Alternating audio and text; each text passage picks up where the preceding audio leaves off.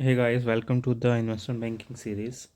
Like these are the questions for the job interviews. By these questions, you can crack any type of the job interview in the investment banking. And in this video, we are going to discuss about the base of the financial statement. On the basis of that, like the financial model and everything is depend. Let's say these are the accounting questions and answers, and this is the advanced model for that. So these are the more advanced techniques for the topic like the deferred tax assets and liabilities and how to actually project a company's financial statement and operating model. And this is a particular base of the company. This is how the things are depend and things are particular for a matter. So let me think about that. Let's how is the gap accounting different from the tax one?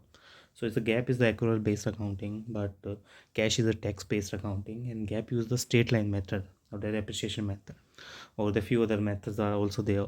Whereas the tax account is a different, like this is kind of the accelerated depreciation method. So it's depend on number of situation of that.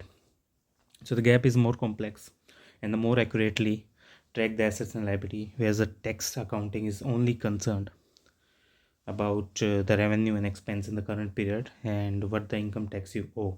So this is something like that.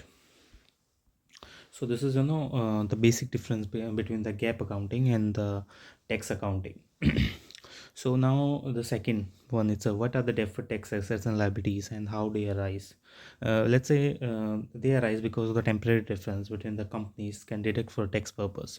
Let's say 100 rupees you have the tax amount and this is deduct for the tax purpose, and versus 90 rupees is for book tax purpose. So this is for cash, this is for book. So this one is the another method. So this is how the things are depend, like the number of the situations, and apart from that the number of the different methods for the marketing collaterals and other things, like working on the different perspectives of the market.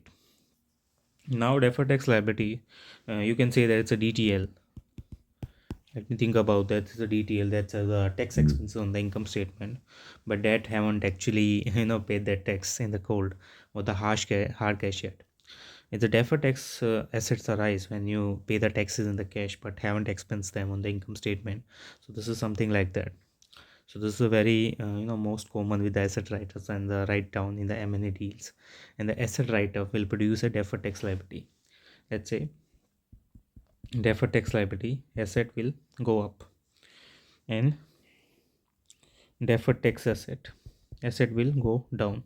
So this is something like that, like these are the numbers of the parameter for the different parameters of the everything working on.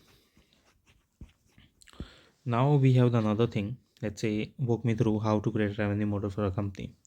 Let's say there are two ways to do a financial model for any one of them.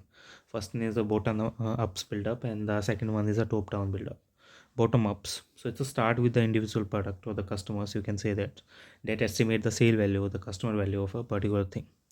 The growth rate in the sales or the sale value tie everything together. So these things are the together to working on the particular methods of that.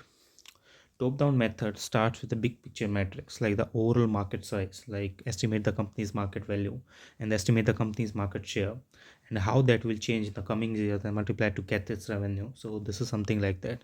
So this one is a top down approach. It's start with the big picture metrics like overall market size, and then estimate the company's market share, and then it will change coming years and multiply to get the revenue. So these two methods, like the bottom up is a more common and important, is taken the more seriously because estimate the big picture is almost impossible.